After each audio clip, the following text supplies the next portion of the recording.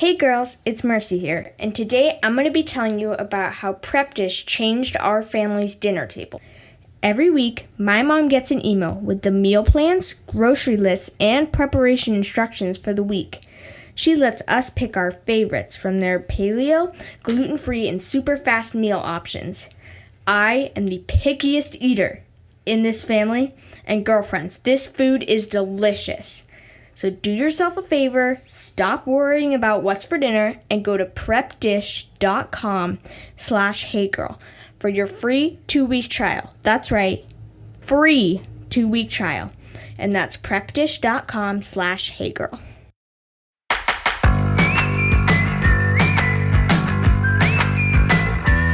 Hey girls, and welcome to another episode of the Hey Girl podcast. We're your hosts, Bethany Needham and Laurie Casagrande. And each week, we get to share with you stories from women of all ages and stages of life who are following Jesus right where they're at. Our prayer is that each story encourages you to run your race in your place. In today's episode, we get to introduce you to Becky Woods. And let me just say that from Becky's perspective, she apparently lived this really boring life. But then as we started to talk and I heard more about her growing up in the Middle East, about touring with a band for 10 years, that she designs and sells jewelry and bags, this woman is the opposite of boring. In fact, when I look at her life and compare it to my own, if hers is boring, I think mine is beyond dead at this point. So we had so many things we got to talk through, and she just has a really, really powerful testimony, not just of all the crazy I mentioned, but her own walk through being diagnosed with cancer and the treatment for cancer and all of those things, being a wife and a mom in the midst of that. And so we'll get to that in a moment. But before we do, Laurie, if you could give just a little taste of all the crazy things that we learned about Becky, what would have been your favorite thing that you heard from her? Becky, you have mad respect from me because you have slept on the floor of a van as you were touring with your husband, spreading the gospel. So you are super impressive. You do not just have an ordinary life, and I look forward to having our listeners be inspired by you. So without further ado, here's the rock star from the Middle East, Becky Woods.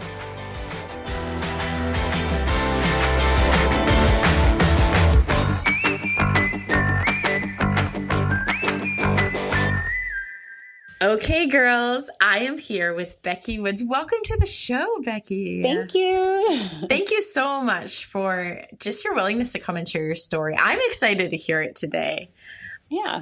I feel like I get the same gift as all the listeners because even though I know who you are, and you're one of these people that I feel like somehow we should know each other better based on the fact that we live maybe an hour apart, a little less, which in New England, Christian circles, it does feel kind of like a small world here. Mm-hmm. And your husband's a musician. My husband's a musician. They have literally toured in similar circles. Yeah. And yet somehow we barely see each other. I don't know how that works. But I'm excited for this. So could you take a few minutes and just tell us a little bit about yourself and where you come from? This is the part I always feel is going to be so uneventful, but I grew up a missionary kid in the Middle East. So I basically lived in Jordan and Lebanon and ended up in Egypt for most of the time. And so I came back to the States for college, actually for 7th and 8th grade, but then also for college. And I ended up at Evangel University in Missouri. That is where I met my husband the second week into school. September 28th was the date, to be exact.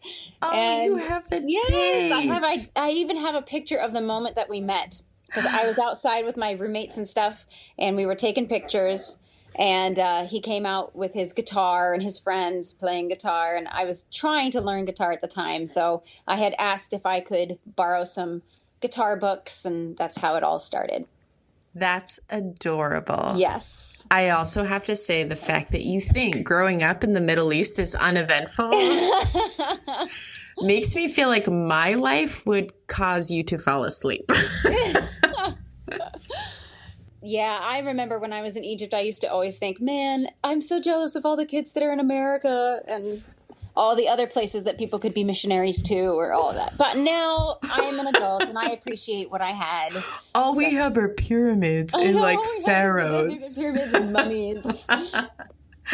So I majored in early childhood education, and then I became a fourth grade teacher for about 3 years in the area. And then my husband, who was doing music on and off, he got signed by a record label. And so it was either quit my job and go with him or stay and be left behind. And even though I am actually quite a shy person, I don't like to be seen or heard, but I've always enjoyed singing, mostly in choirs. I've actually never by choice sung a solo in my life or anything like that, but I love to sing. And so I just decided I'm going to suck it up and go with him and just like join the band. It was called Farewell June. It was his brother and him and me and a couple other guys. And we all ended up moving into the same house together, which was a nightmare for like a fairly newly wed couple, sort of. Oh my gosh. It was pretty awful when I look back. And we traveled the country for maybe 10 years or something. Wow. Something like that. I kind of lost track. It was not the easiest for a solo girl, the only female in the group. And he's from Rhode Island. I don't know if I mentioned that. So we lived in Missouri the first, 10 years. And then I found out that I was pregnant. And we decided we wanted to move closer to family since mine was in Egypt. And so we decided, let's move back to Rhode Island. The whole band ended up kind of moving out there as well. And then the band ended up breaking up, which kind of left us with, oh no, what do we do now? We've sacrificed all this time. I've quit my career job, I was a stay-at-home mom with a baby, and my husband was just taking odd and end jobs, Walmart and whatever, working carpentry and stuff with his dad. And anyway, so he decided he was going to go solo. Solo artist, which actually has been kind of what we had wanted all along, but didn't realize it, I guess. It just took us maybe 10 years or so to figure that out. So now it's worked out great because now we can travel as a family. We don't have to worry about, we still travel sometimes with bandmates and people that we hire on for parts, but before I always felt like I could never bring my child or my children, because now we have 2 boys, with a whole bunch of band guys, but now it's us. And if they want to come along, you have to deal with the kids too. And so the pressure's off. And I don't know, it just feels like it's a good fit for us now. And so that's what I do. I sing backup with my husband. And I love that. Yeah. And by the way, I've heard you sing. You have a beautiful voice. So thanks. It makes me sad you were hidden in choirs for so long. In 7th grade, I remember this. I was in Missouri, and the teacher, my music teacher, came around with this tape recorder, and she had us singing the national anthem of all things, which is hideously high. And she stuck the tape recorder in everyone's face as she walked by to see if she thought that they could sing. And she stuck it in my face, and I froze up, and I was like, I don't know if I didn't sing or if I whispered or I don't know what I did, but I was labeled one of those that had no musical talent. So I had to sit in the corner with the rest of the unmusical kids doing kind of worksheet stuff while she did stuff with the singers. And I remember thinking, no way. I actually love singing. I've been in choirs since 4th grade. And yeah, that kind of crushed my little spirit for a while. Part of me wants to call that teacher out right now. Be like, let's try some different techniques. Yeah, let's not stick a tape recorder in the face singing the national anthem. Let's not do that. Not the best teacher move. Oh, gosh. Yeah. Wow. What are this is more curiosity than anything. So you're traveling with a band. I'm guessing some young guys, because my husband did the band thing. And though, truthfully, 3 out of 4 of them were married. But yeah, normally it's young single guys or even like young married, not quite at the family level. Because as you said, the touring life, let's just pause as 2 wives of a musician to kill the myth that it is this like glamorous life on the road. It's rough. Like, it's hard. It's really rough. You gotta love it to do it. Yeah. Well, And I don't even know if I loved it for a while, but I felt like I'm in it. There's nowhere else I can go. I quit my job. But yeah, we were the only married ones in the group, and the others were like 19 or I don't know. Oh, wow. And so that was kind of hard for me. I had a hard time not overstepping my bounds as the cautious mother figure, which I think annoyed certain people, and I was trying not to be, but I'm the married woman in the group, so that's my instinct is to be careful of that. Oh, we should do that. Oh, let's not do that. And so that was hard for me. But it's true, later on some of the band members were sifted out over the years, couldn't join us at a certain point, or I don't know, you cycle through band members. Oh yeah. And when we ended up having more married people, it made a difference, honestly, because they got it, and there was more of a friendship for me too. Whereas, when you're married, you understand that, hey, the wife needs conversation too. Whereas before I felt like it was always the guys and then me. And so I was very lonely for many, many years, but I had my husband. But then if he and I are at odds ever, because let's be honest, you're never in a perfect little bubble for your entire time, especially when you're living with the band, traveling with the band, doing all this stuff with the band. And so it was hard because I never felt like I had my own friend to talk to or my own space or, that kind of thing. And we would sleep in the, what do you call it? The 12-passenger, 9-passenger, I don't remember how big it was, van. So we'd each get a bench, and then the thinner of us, which I was one of those, would have to sleep on the floor so that everyone has like a place to sleep. So we'd bring our pillows and then we'd switch off, and every 4 hours we'd take turn driving, and it was never fun. So you were literally living in a bubble. There were a lot of fun moments. I don't want to paint it like a bad picture, but there were also hard moments as the only female is what I was trying to get at. Oh, absolutely. And so traveling with the family, what looks differently? Because there's challenges with kids on the road too. Yes. Luckily, a lot of it has been more local to New England, so that has been helpful. And when I can, like if it's an overnight thing, I can sometimes leave them with my in-laws, which has been really helpful.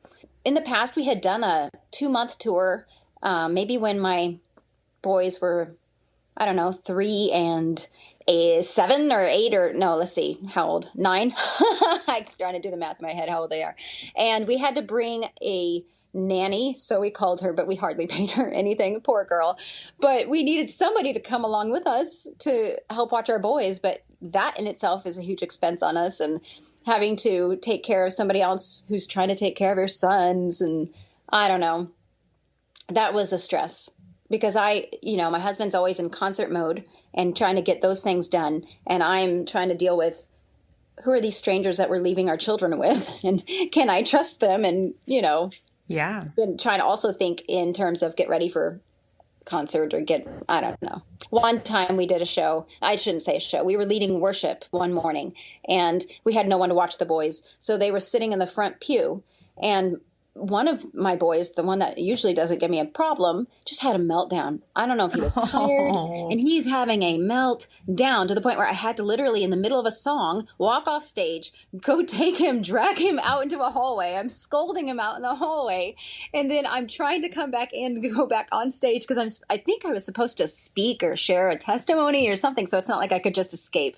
And he's just glaring at me from the hall, sobbing and heaving, and I'm trying to gain my composure and pretend like, nothing just happened.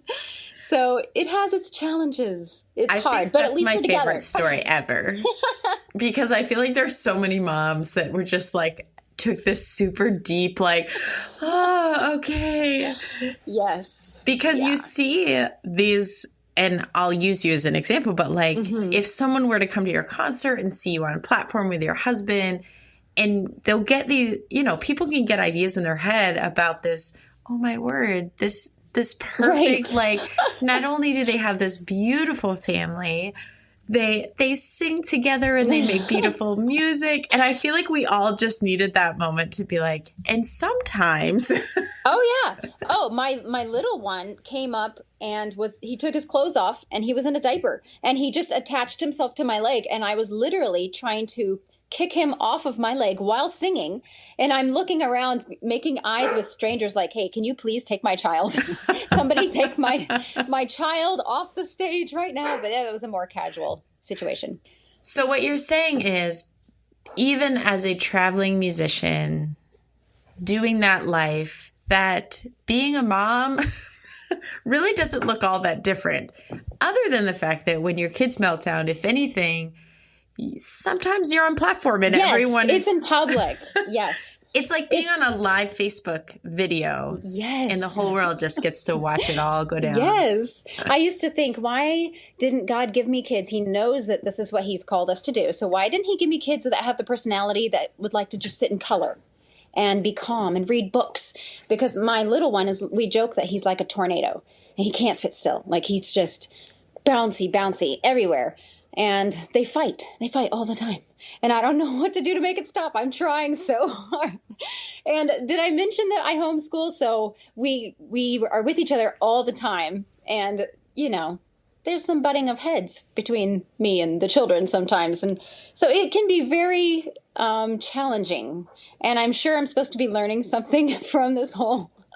I'm sure there's a spiritual lesson to be learned in this that maybe I haven't figured out yet. But maybe just endurance. Maybe. I feel like that's a fair lesson. It's funny, though. I joke all the time, like all during the day, I'm so frustrated about the things that aren't being listened to and the instructions I'm giving, all this stuff. And then they go to bed and I have such mom guilt that I'm ruining them. And I feel like I just want to go wake them up and apologize and kiss them. But then they start the next day with their arguments and all this kind of stuff. And I'm like, it's not easy. I just feel like we need to have a Me Too moment of before my kids went up to bed tonight. We were having a little heart to heart, as in I was pouring out my heart and they were rolling their eyes a lot. Yes. Yes. And it was primarily around how much they fight and just argue. And so we were talking, we weren't even getting into like deep theology of, why do we show love and grace? It was just on a practical level of you would not treat your friend the way that you treat your sister or vice versa, sister to brother. I was like, I don't know when you guys feel like it became okay to talk to one another this way. I'm like, but we need to make an effort here. Yes. Becky, I felt like I gave an A+ speech. Okay. My heart was out there, the appropriate level of emotion. I kid you not. I'm like, okay, guys, tons of leftovers from the Super Bowl. Why don't you go down, warm them up? We'll call it dinner. They went downstairs. 3 seconds later, one of them's at the door. I won't say he or she, because then you'll know what I'm saying. Basically, they're mad at me because I grabbed what they wanted for dinner. Like they're yelling at. I was like, did I have that conversation with myself? Yes. I think sometimes we do. I think they tune us out and just start nodding. Yeah. I repeat that. You'd think we'd be really good at that conversation by now too, because I repeat the same thing every day, all day long. So you do some traveling. You've been, as you said, kind of sticking around the area. You just mentioned your homeschooling too. Yep. What else does life look like right now for you? We've still been traveling and stuff. I was going to say after the band broke up, we've still been singing and traveling and doing all that. But in 2012, I had quite the year. I noticed that I had this cough and a small bump that I thought I had pulled a muscle. And it was on my sternum or I don't know what bone that is. But it was this tiny little bump. And I thought, that's strange. But my son was 1 at the time and 4. And I'm lifting strollers and car seats and all these kinds of things. So I thought I probably just pulled a muscle. But I had this annoying cough that would not go away. So my husband's like, just go get it checked out. So I went to the doctor and she's telling me, I don't think it's anything big deal to worry about. Let's just get a chest x-ray. Maybe you have bronchitis, but you seem really healthy otherwise. So I go get the x-ray, and as I'm driving home, the doctor calls my phone and asks if I'm home yet. And I'm like, no, not yet. She's like, okay, how much longer till you're home? I would like to be able to call you when you're at home and not driving. And I'm thinking, okay, that does not sound. It's probably positive. a bad sign. Yeah. I know. My mother-in-law was with me. I'm like, that's not good, right? She's trying to tell me, no, it's fine. I'm sure they do that all the time. They just don't want you on the phone while you're driving. But I was kind of panicking. I get home. She calls and she tells me that the x-ray showed that I had a 3 by 5 inch mass in between my lungs, pushing and causing this horrible cough. But also that I think she said I had about a liter of fluid in the sac around my heart. And I think you're only supposed to have just like a drop to keep it lubricated. And mine was so full that with any kind of stress or anything like that, it could have pushed against my heart and give me a heart attack or something. I don't even know. So immediately she said, you just need to get someone there to watch your children and you need to rush to the hospital. So I'm sobbing on the phone. I have no idea if I'm dying. I don't know what's happening. I just know that all of a sudden she thought I was fine. And now I have this gigantic, like baseball-sized tumor inside of me and rushed to the hospital. Wow. So my in-laws came over. They're watching the boys. We're sobbing. I'm trying not to like freak my kids out, but not knowing like, am I kissing them goodbye for the last time? Or I had no idea. I'm making phone calls all the way there. And I'm there. Of course, it's the weekend. Everything happens over the weekend where like the doctors are not available. Yes. Nobody knows what's wrong with me. And they can't do tests or anything because, I don't know, it's the weekend. So I'm waiting there. I end up there for a week before somebody finally says, okay, you have stage 4 non-Hodgkin's lymphoma. Now, I did not know that was cancer. So Rob and my husband and I were like, yay, at least it's just lymphoma. We had no idea. I think it's because a doctor had come in when everyone was throwing out all these names of things that it could be. A doctor had come in and said, if it's lymphoma, it's very treatable. So don't be too concerned. And so I just thought, okay, good. Whatever that word is, that's probably a good thing to have. Because they throw a lot of big words around in those moments. They did. And I just, like, I was in a daze. I just couldn't even accept the fact that maybe it would be a cancer or something like that. And they kept saying I had no other symptoms of cancer. So they were all very surprised. That's what it was. Once I realized, oh, my word, I have cancer. They also had to drain the fluid around the heart too, so I would not die from that. And then they started me on chemo like right away. So it was literally a whirlwind. Immediately, just boom, you have cancer. Let's do chemo the next day. Let's get started. No time to really process anything. I feel it was just so fast. And I was still nursing my son at the time, and I joke because I had been praying that he would just wean already, like I'm done nursing you. And this was one way that helped him be forced not to nurse anymore. And then while I was in the hospital, he learned how to walk. So it was a very busy time. But luckily, I did not have like horrible nausea or anything like that with the treatment. So I was tired. But other than that, I had no bad side effects from chemo and things. So at first, we didn't know what we were going to do. My husband was working with his dad. When he doesn't have concerts or shows, he'll work with his father doing construction and stuff. But I needed somebody to be home with me because I was basically just laying there like a zombie on the couch. Now I have this little 1-year-old that's learning how to walk, going everywhere. I couldn't do anything. And so we were thinking, okay, let's just try to take 1 month off of work and see if we can afford it. And then my in-laws were willing to maybe pay to have some stranger or somebody come like take care of me and the kids. And God is so awesome. Somebody set up, I don't know, a GoFundMe or some kind of donating account, and people were just pouring into it.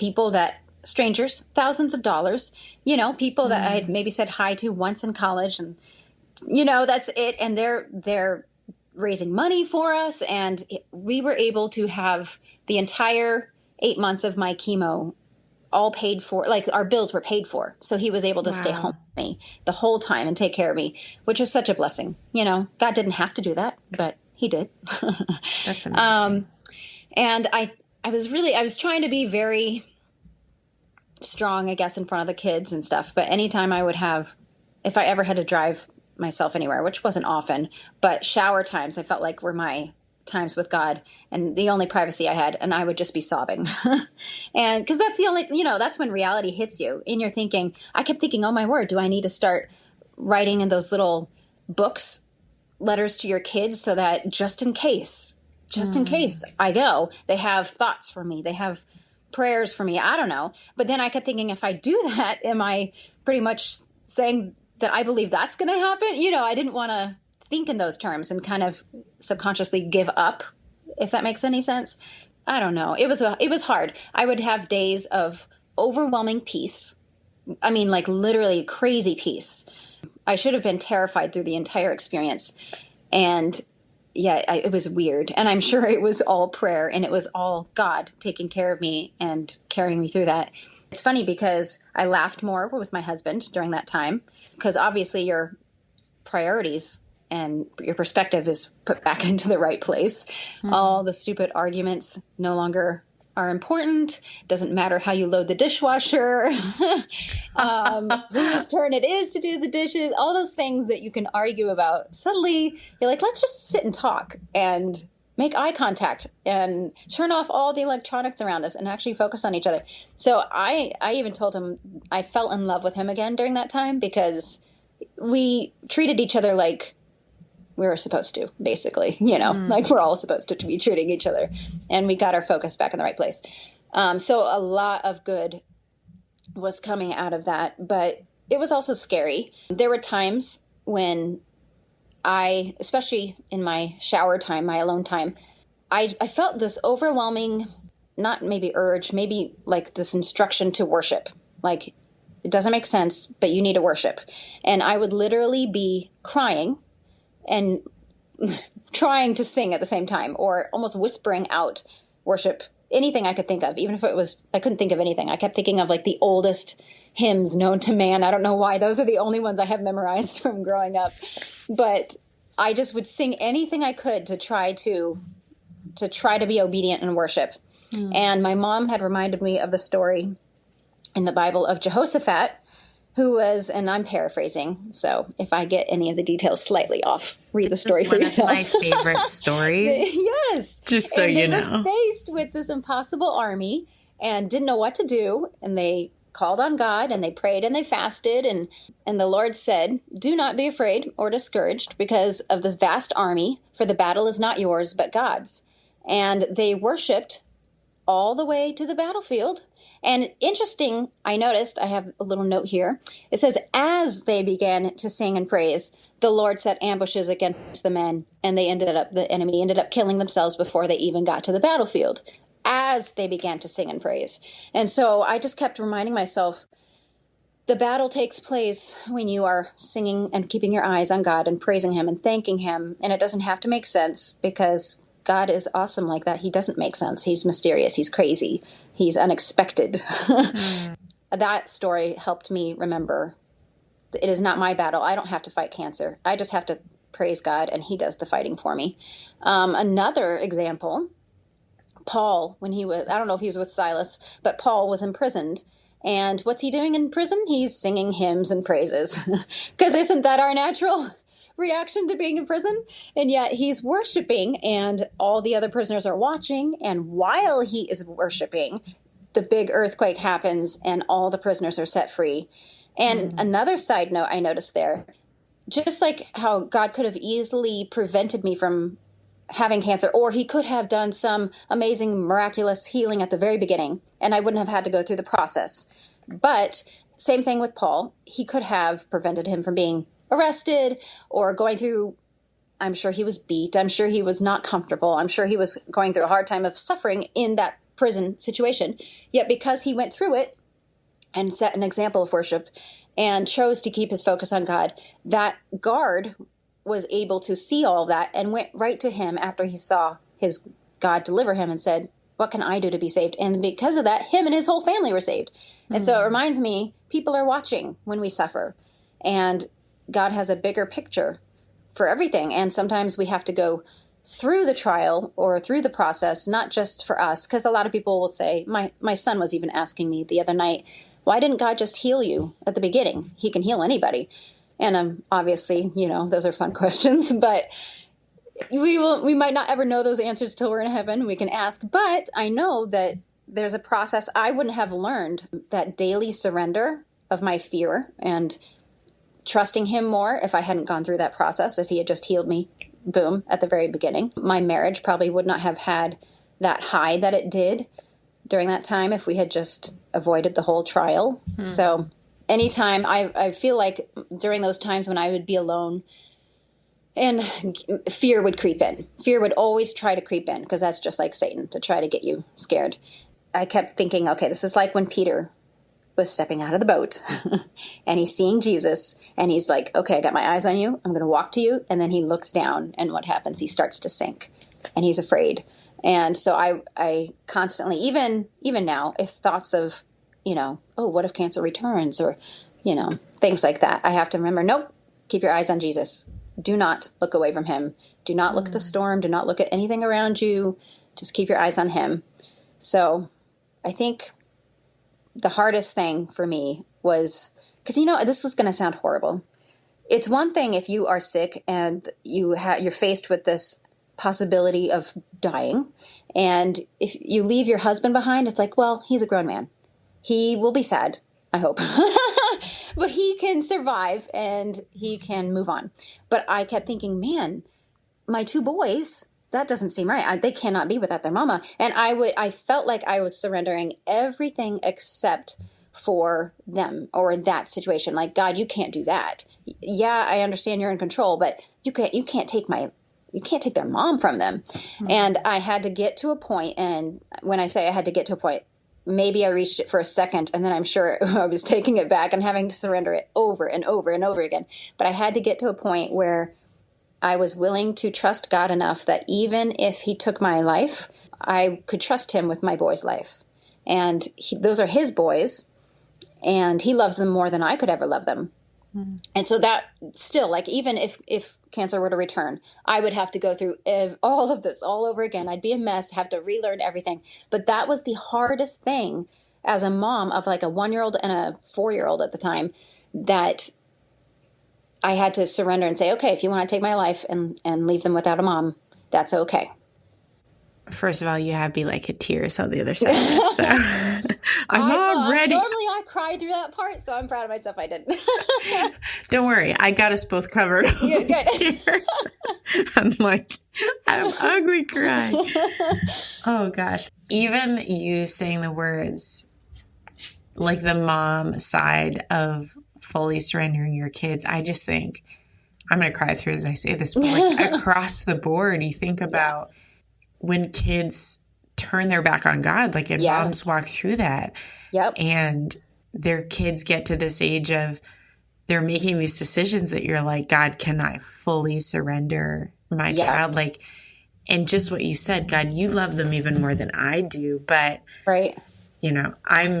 I'm in this kind of strange place with my kids are getting to this age where I'm, for the first time, experience this reality of I may have thought I had some level of control at some point, but I don't they're not grown and out, but they're big. They're not littles anymore. Yeah.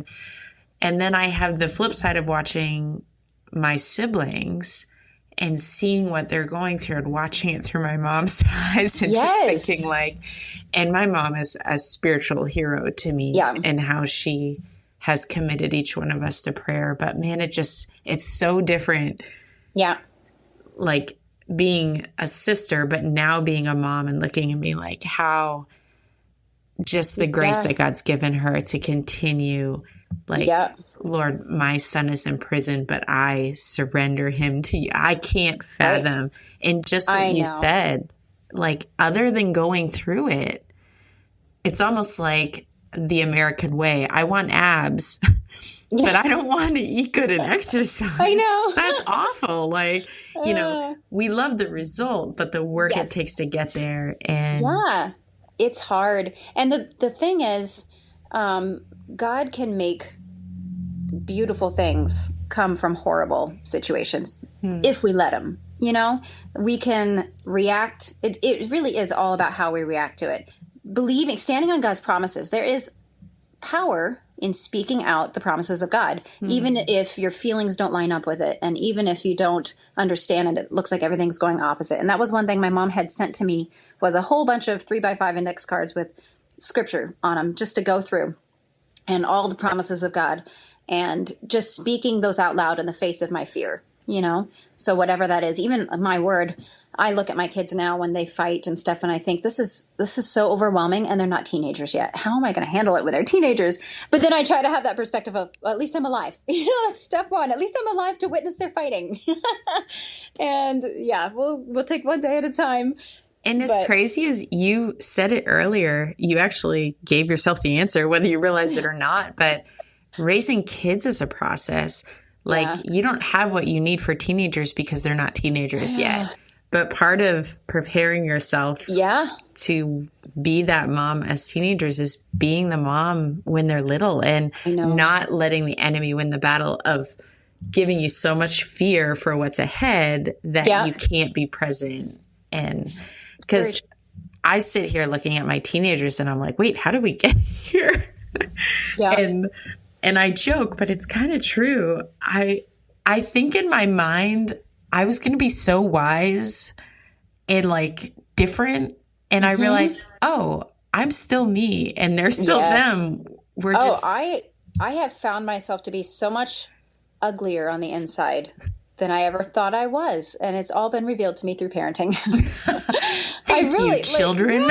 And everything that makes me crazy about my kids is me. It's me that I'm seeing reflected back. All the bad habits, everything. I'm like, oh no, I think I'm ruining my children. And I had no idea I had anger problems until I had children. I thought I was a sweet little passive thing, but no, I'm not. And as I'm screaming to my children, we do not scream in this house, but I'm yelling it, So yeah, there's a lot for me to learn.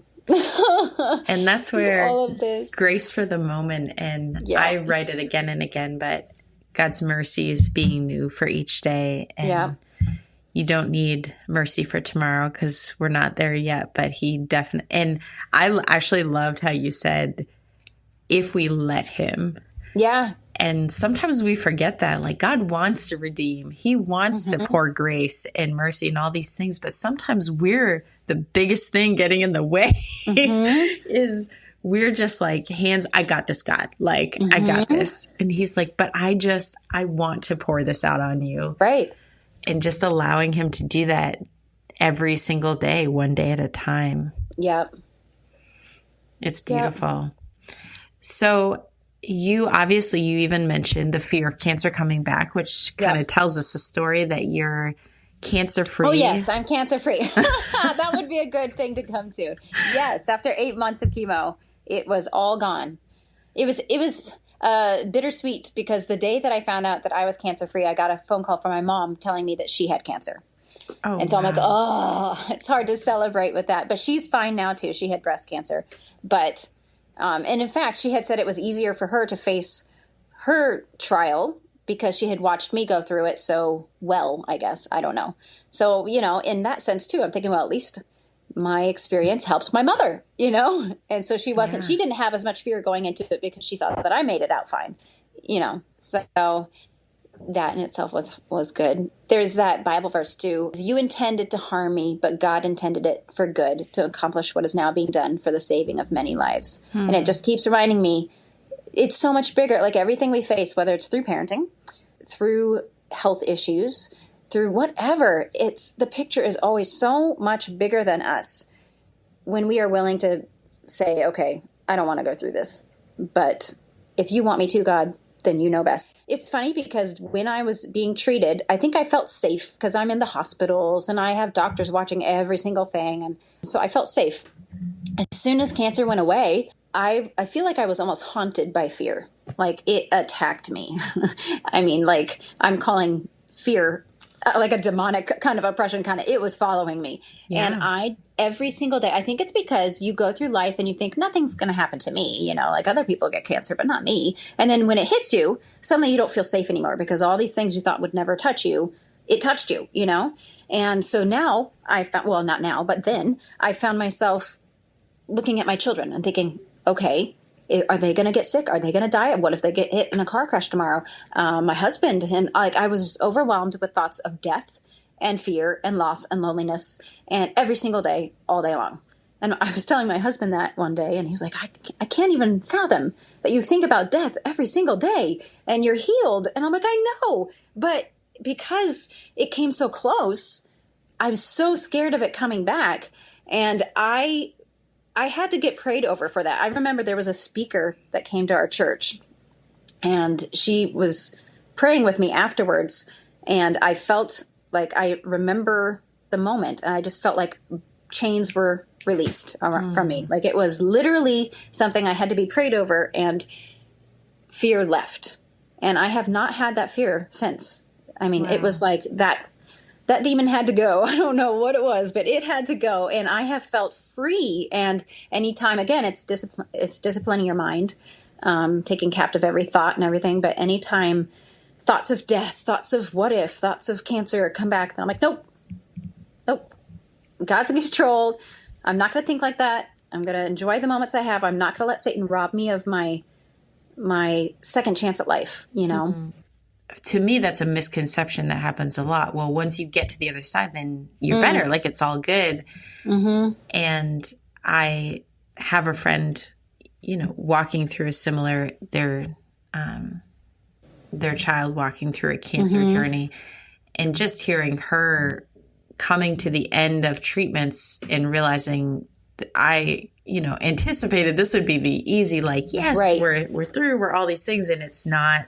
Right. It's not necessarily how it's playing out. And so it's just powerful to even hear that testimony of the freedom that God can bring, even from the fear after the battle. Yeah. When you don't expect to be afraid. Yeah. That is so the enemy to take something that could be this like rejoicing and awesome. Yes. So your guards are down because yes, I'm healed. And he's like, hey, perfect time. Yep. Let's bring in the fear. Yep. But no, and it's honestly a good reminder for me to keep just praying for that over my friends who are walking through, just praying for the freedom. God, break those chains, because that's not something that, like you said, it happened through prayer. Like, it goes back to what you said from the beginning, right? In worship and in prayer, God accomplished and he fought the battle. And that's not just in the midst of chemo and treatment. Yeah. That's afterwards. Yeah.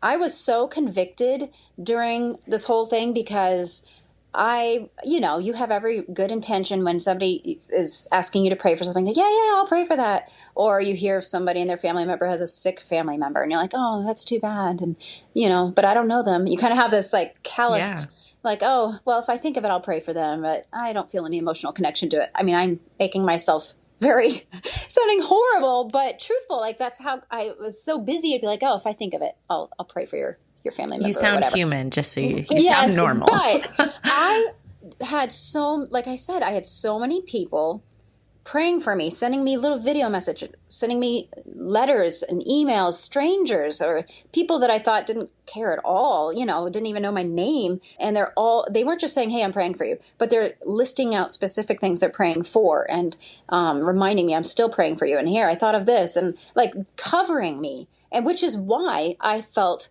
so much peace. And during it, I know the nurses were so confused. We were just laughing and joking, and I was not the typical cancer patient that is being treated because I was having such a good time. And it is because people were praying for me. And I remembered saying to myself, if I'm going to take anything away from this, I need to remember that prayer is so powerful and I need to be praying for other people. I desperately needed people's prayers, and they stepped up and they prayed for me, and it made a difference. And so now, knowing that from this side, I need to remember when I hear somebody in church saying, hey, my grandma, she's sick. And normally I'd be like, that's too bad. That's, sorry about that. That's grandma. No, that sounds horrible. But now I am really trying to make an effort to really pray for them, and remind myself that was you.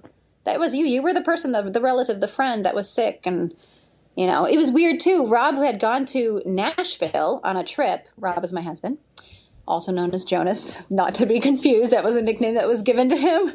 But he had gone to Nashville on some trip. I was back home going through treatment, or I don't know what was going on. He went into the store. I think it was called Philanthropy or something.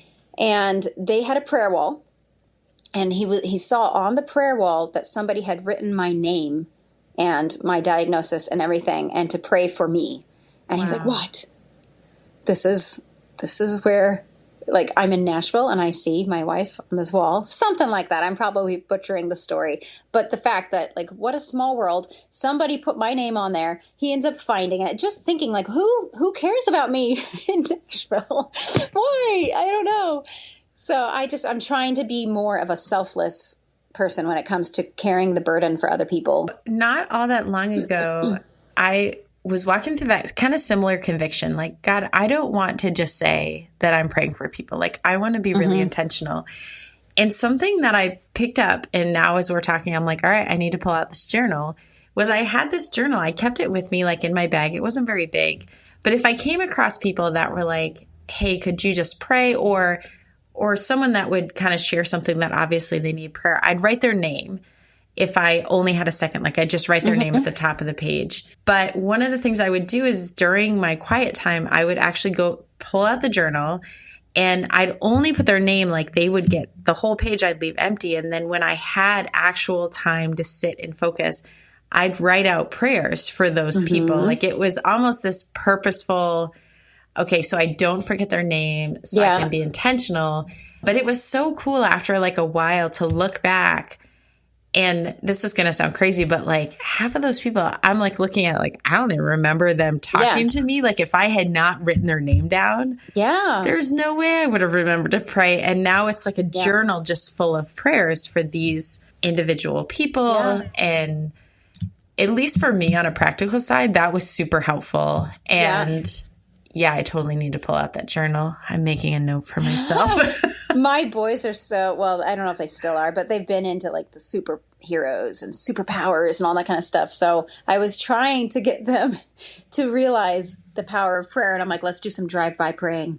I'm like, it's like a superpower, you know, like they don't know what's hitting them. They don't even know what's going on. And we're going to pray for those people that we drive by. And it's like the superpower that they can't even see that's going to affect their eternity and their life. And so I was trying. I think they just thought I was crazy and watched me do the drive-by prayers, but I love I've been even that. trying to do that. Like, just somebody's walking down the street and I'm stopped at a stoplight. I'm like, I'm going to pray over you. And you don't have a clue. And that's all right. But maybe one day in heaven we'll meet. I don't know. I think that's amazing. And you should preach that message. Drive-by prayers, guys. Yep, drive-by prayers. I love it. So let's fast forward, because this is obviously this huge part of your story.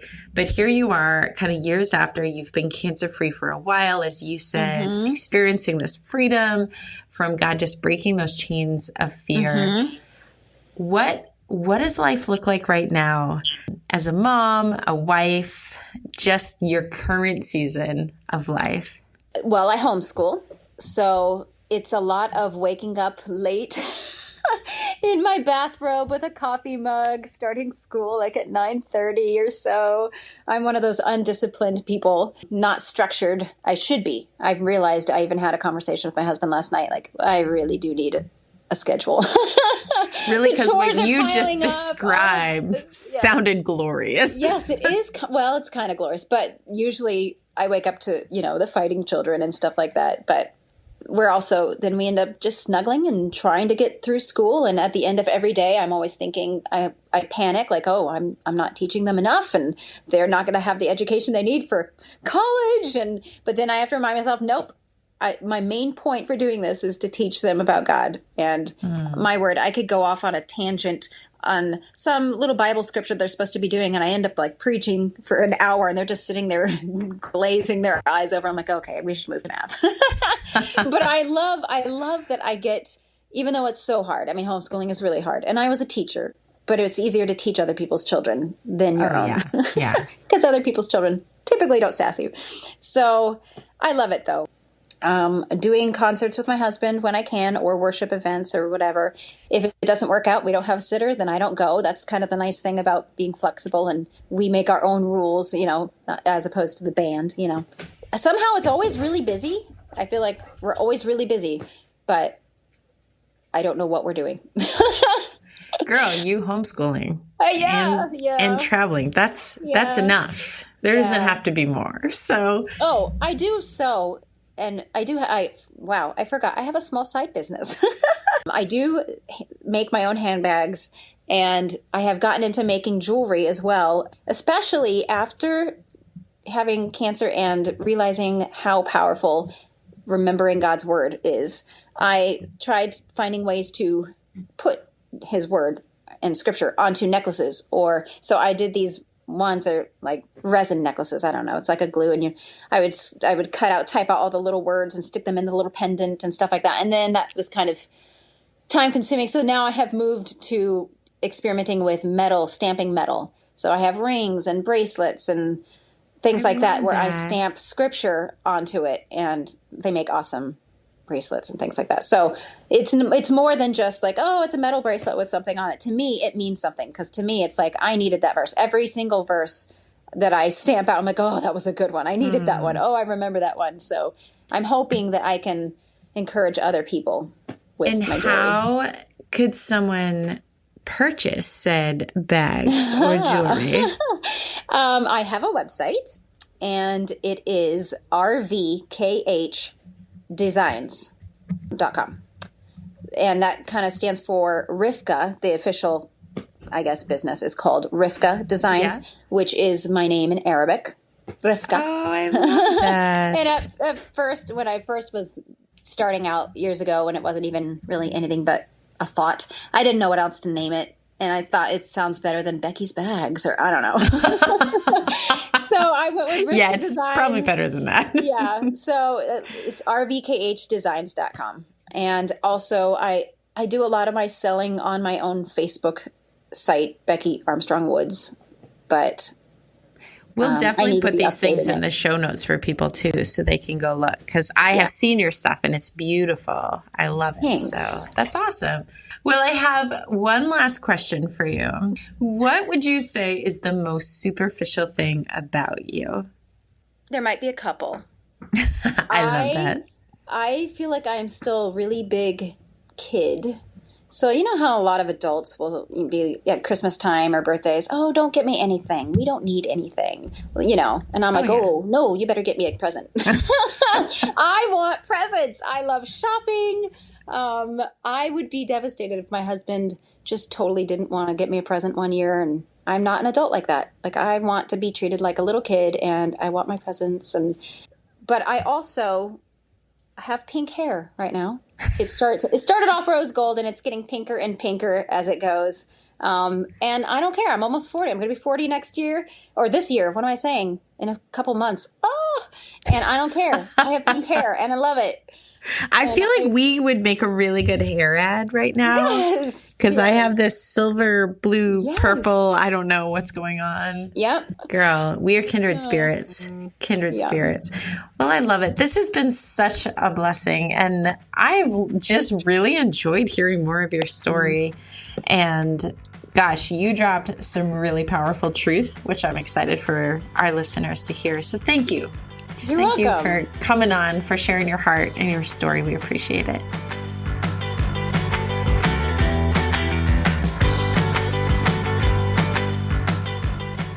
Okay, friends, that was Becky. I hope that you would agree with us that Becky lived a very far from boring life, for sure. Would you say so? Yeah. I'm just talking to myself. Agreed. I don't have anything to build on that. Yeah. That was my fave. Okay. I would say so as well. I would Bethany. say agreed. Yes. I'm just rolling with it. All right. Rolling with the homies. I need background tracks. Loved hearing so much of her story. There's a few things. I have hearts, little markers underlined going through her story as I was taking notes along the way. And one of the things, this is going to sound a little silly, but I had to mark it mainly for the moms out there who can relate to this season of life when she talked about that time when for her most precious time with God was when she was in the shower. Because being in the shower, in the bathroom, was kind of that safe, private place where she could, you know, whether it's cry before God, worship God, whatever it was, like that was her space to do it. And I don't know why, but when she was sharing that, I'm like, I feel like there's a lot of women out there that are like, yes. Yes, me too. I feel like there's something linked to like the baptism or just like the water, the cleaning. You're vulnerable. I totally agree with her there. Girl, you could totally preach a whole sermon on this. I never thought that deeply into it, but yeah, absolutely. I've heard pastors talk about their bathroom time as their like holy of holy moments. And I used to think it was kind of a joke, but as Becky was talking about it, I'm like, it totally makes sense.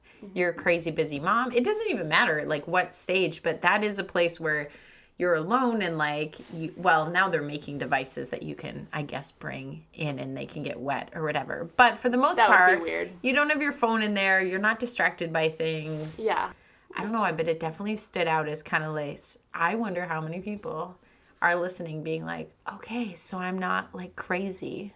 Yep, shower worship time. Seriously. And then the other percentage of people are like, I'm really grossed out by this right now. No, it's like we pray before every meal and give thanks for our food. But a lot of times when I'm in the shower, I feel so grateful for just like a warm shower. Like that's something that not everyone in the world has. And to be able to like a lot of times not be on like a time limit and just be able to, do your thing. So yes. Hallelujah. Absolutely. Hey Girl is pro shower time and with bath. Jesus. Yes, and bath. Hot tub, pool. I love it. Mm-hmm. So the other thing that I marked, and she obviously goes into the story about being diagnosed with cancer, which was, I can't even imagine walking through that.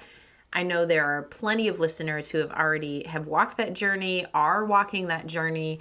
But for her to do that as a wife, as a mom, and then she talked about this idea of one of the things that did within her marriage and her home was that bringing priorities back into their place. Mm-hmm.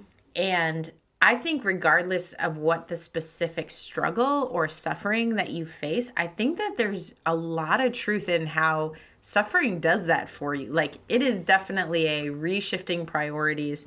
She said, and I marked it, for her and her husband, realizing that when all of this hit and that they were facing these hard times, that all of a sudden it doesn't matter whose turn it is to empty the dishwasher.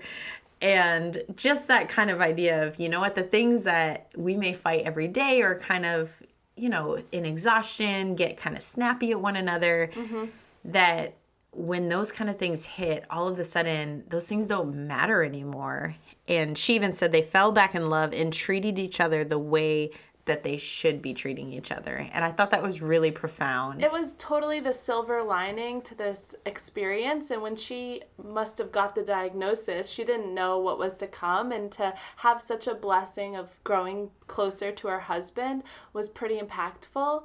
And the second thing was that she said this wasn't her fight to fight cancer, it was God's fight, and praise him for taking that on. And whether it's cancer or losing a job, all of our big challenges, they're not our fight to fight, and there can be silver lining from it. Yeah. And just even the truth, I think sometimes we think we go through these things and we swing the pendulum and just become overly like, everything's great. It's like a Lego movie moment. Everything is awesome. Like, and I did not see the Lego movie. Oh my word. Okay, well, we'll do that later. Put that on the to-do list. Such a great movie. But the point is, it's not that they just became blind to hard things. It became like really celebrating the things that were good. And also that idea of treating each other how they should treat each other was actually coming back to the core of, okay, how should we be behaving towards one another? Not, let's pretend like we never are angry, but like, how do we respond in those moments? And I think that's good for all of us. Yeah, when we are pissed about the dishwasher, like, what do we do? Yes. Like, go write in our journal and be like, Dear Jesus, this is your fight to fight. Please tell my husband, convict him that he needs to get off the couch and empty this dishwasher right away. Because clearly he is wrong. Yeah, that would be a miracle. That's amazing. Yeah. She goes on to talk about, and I think this was really convicting for me in general. I don't know if I'm ever going to master this idea of process. And the idea that hard things that we face when we're walking through things, no matter what it is, and it gets challenging, how I am so the first person that wants to skip the process and get to the results. Like, I just want to get to the end. I want to get so to, what? yes. And this idea that God works within the process, and that when we allow him, even those hard things that happen within that he can redeem those things. But we actually have to surrender to that process. Like you were saying, it's God's fight to fight. It's this constant daily or moment by moment surrendering. And I'm just not good at that. Well, most of our life is the process. Like, yes, we have certain milestones, but a lot of it is just kind of hanging in for the ride and keeping our eyes on Jesus, because she mentioned that that's when the enemy can slip in and put, fear in her heart, or what if this, or try to control this situation. And she just needed to, have that God at the end of her mind to get her through it. Yeah. The looking ahead, for sure. I think a lot of in the book of Hebrews talks about that idea of even Jesus himself, like the joy that was set before him. Because of that, he endured the cross. And that idea of looking ahead to what God is doing, but being willing to take the journey to that place and not be, beam me up, Scotty, with God. Like, let's just skip all the junk and get to the end. It's like God wants to meet us in the midst of it. And it's not easy for me. Like, when things are going really well and it's the happy part of the process, I'm all in. But then when things start to get rough and I feel like, whether it's, I've done my time, like I want to get to the next thing or whatever it is, I feel that antsiness set in where I want to skip all of this and move on. And remembering, like she talked about, that we will miss so much if we try and skip the process. Like this is part of what we have to go through. And for her, cancer, she couldn't skip chemo and radiation and all those things. I'm sure there were moments where she would have loved to do that as well, but that was also part of her process. And whatever that is for us. We can't forget that people are watching our lives. And so when she had this faith through such a challenging time, that was a testimony. That was a mirror of Jesus in her life. And what really convicted me was at the end when she talked about her mom getting cancer and how her mom had a certain peace, having already gone through it with her daughter. And we never know where the road will lead. And just knowing that each moment is important and the people around you are watching and you're just a testimony. Amen. I think that's a good thing for us to kind of wrap this one on for our listeners to think about is, one, what is the process that God has you in right now? And maybe it's the fun part. There's the good part of the process. Maybe it's a more challenging part. Maybe it's suffering. Maybe you're in the midst of real hard things.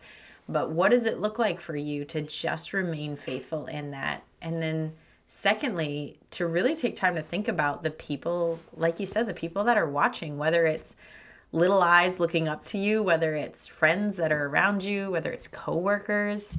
It's important for us to remember that we're not living on this island. It's just us and it's all about us, that our lives really do reflect something to other people.